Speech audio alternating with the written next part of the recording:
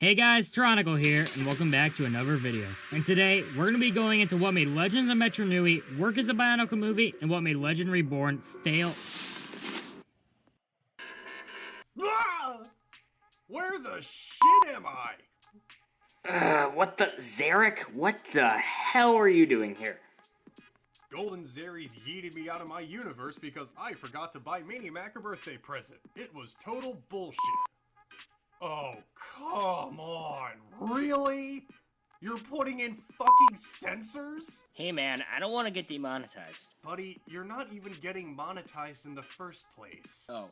Well, I was just about to explain what made Metri Nui work as a BIONICLE movie and what made Legends Reborn... Hell no. Wait, what? Listen here, buckaroo. Reviewing old BIONICLE movies with you sounds about as pleasant as getting kicked in the nuts by Zeries. Now I gotta figure out how to get back to my own dimension. Get yourself back up here and maybe I'll find you a way to get back to your damn dimension.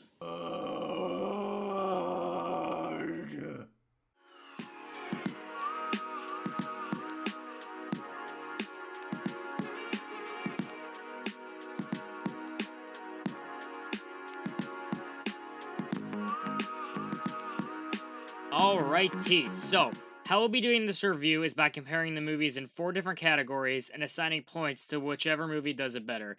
Even though we know from the start Legends of Metri Nui will do most of the categories. But anyway, it will be under the movie's story, animation, characters, and how well they tie into the sets released that year. Oh, so you mean we're gonna review this like your shit little reviews? You know I still got this gun. I'm not blind, asshole. This is normally where I'd give a spoiler warning, but considering that the most recent of these movies was released 10 years ago, chances are you've either seen them already, or you weren't interested in watching them in the first place. Yes, sir. So with all that said, let's begin with... Story's gonna take the longest, please don't tell me we're starting with... Starting with story. So remember that we're not necessarily going to be reviewing each movie individually, just specifically what made Legends of Metri Nui work better as a BIONICLE movie over The Legend Reborn. But regardless, a quick recap. In Legends of Metri Nui, we're introduced to each of the Madanui Turaga, Vakama, Nuju, Wenua, Anua, Matau, and Nokama when they were Matoran. They all get Toa Stone from Toa Khan and eventually become the Toa Metru. In order to avenge Lee Khan, who is captured by the evil Dark Hunters, and Kreka does something as well. So yeah, some stuff happens, they all get split up, and they eventually reunite to find that Lakan was transformed into a Turaga, and that our good old pal Makuta Terry has possessed Turaga Duma. They fight, win, and go to the beach to revive the Matoran Terry had captured and become Turaga themselves, leading us into the Mask of Light and the Toa Mata. There's also, like, a month-long time gap in the middle, but that's not important. Or actually, it kinda is. We also skip the part with the Morbazak completely, and the hunt for the Great Discs takes like a minute, but that's pretty common with movies like this. You can't usually fit every single part of the source material in there. Reborn, on the other hand, opens up with Madanui landing on Barra Magna. He runs into a Logan Paul fan, violence ensues, then he runs into a clique, his pet shield, then orders an Uber driven by this creepy old white dude named Metis, who gives him the rundown of how the whole Glatorian system works.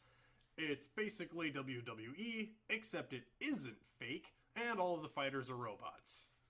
We then meet Akar, then from there we meet up with the rest of the 4 people on our team when there was like, what, 10 characters that could have been on the team, then Sen just got the cameo treatment for some reason.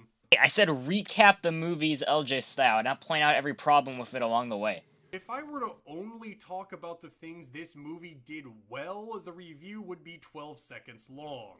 We set up the team, then go out to fight the Skrull, who have teamed up with the Bone Hunters. We meet Barracks, some fighting happens, which eventually leads to Madanui fighting Tuma, in a scene that was lame even by 2009 standards. Then we find out that Metis was actually the one in charge the whole time. Not gonna rage. And Madanui turns him into a snake!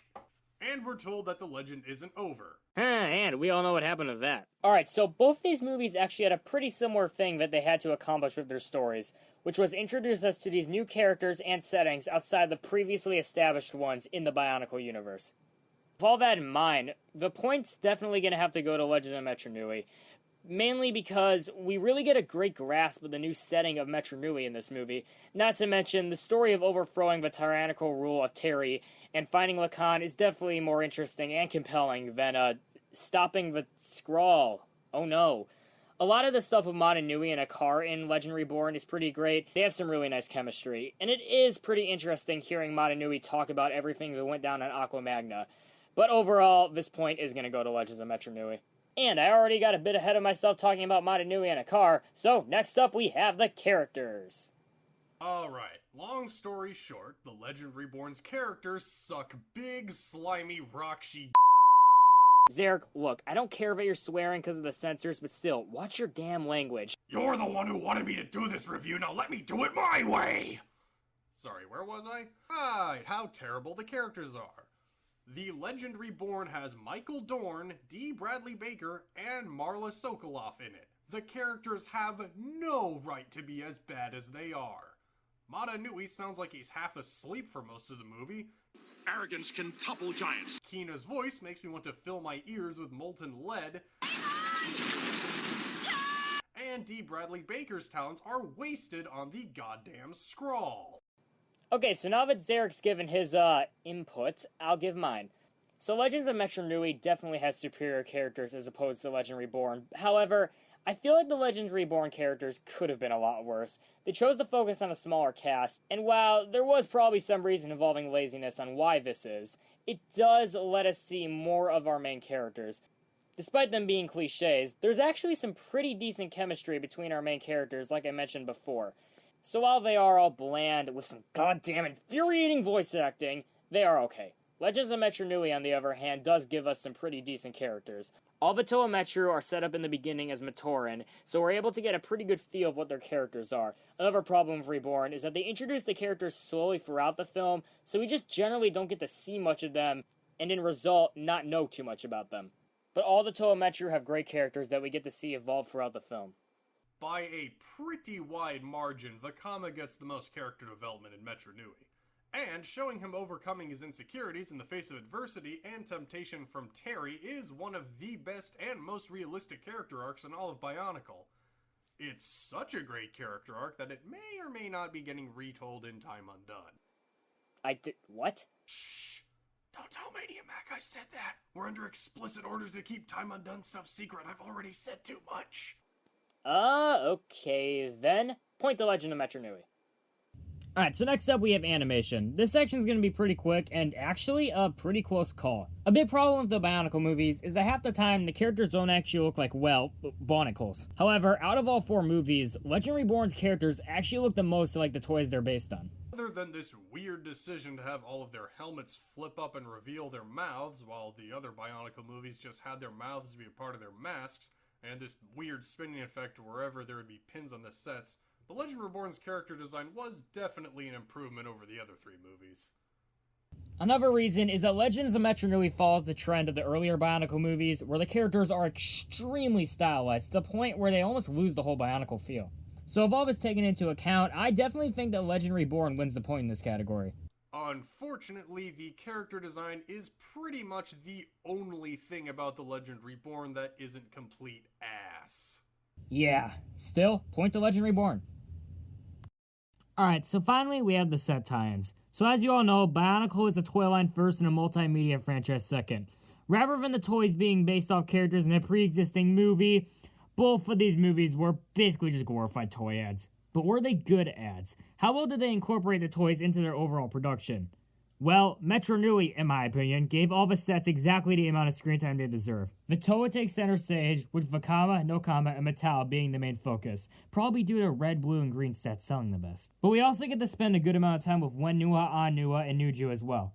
The Dark Hunters get plenty of screen time, along with Lacan, and surprisingly the Kikanalo. Not a lot of people remember, but they were actually part of the same box set for some reason. The Vaki don't get much screen time, but they're basically just disposable drones, so no one really cares about them.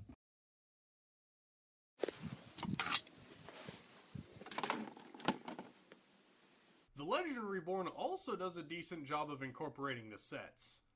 Or at least the half of the sets. Gelu and Malum are nowhere to be seen, as are the Baranus, Caxium, and Sendox vehicles or their drivers. The Zesk seem to have been driven extinct. The Voroks only show up in one scene at the beginning, and most of the Glatorian, aside from Kina, Akar, and Gresh, get maybe 1 or 2 lines of dialogue at most. And the less we talk about Tumor, the better. Tuma, Zerec, Tuma, not tumor. Go back and watch it again. He clearly says Tumor, which is exactly what this movie is. Yeah, sure, whatever you say. Final and winning point goes to Legends of Metro Nui. God, why'd I want to do this with Zerec again? This whole thing was your goddamn idea, you little So there you have it. What makes Legends of Metro Nui work better as a Bionicle movie over Legend Reborn?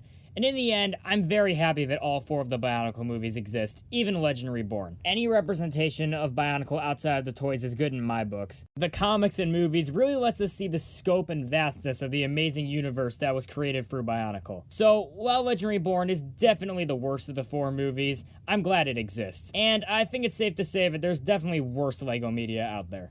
Sir Punch-a-lot! Now is not the time. Whoop-de fucking do. Now let me go home already. I need to go get my Switch back. Yeah, my buddy Josiah has been working on this dimensional travel device. However, it's only got 1 charge, and it's still a work in progress, so I really— Gimme! Hey, back off. Remember, I'm still the one with the gun. Ah! Oh, no.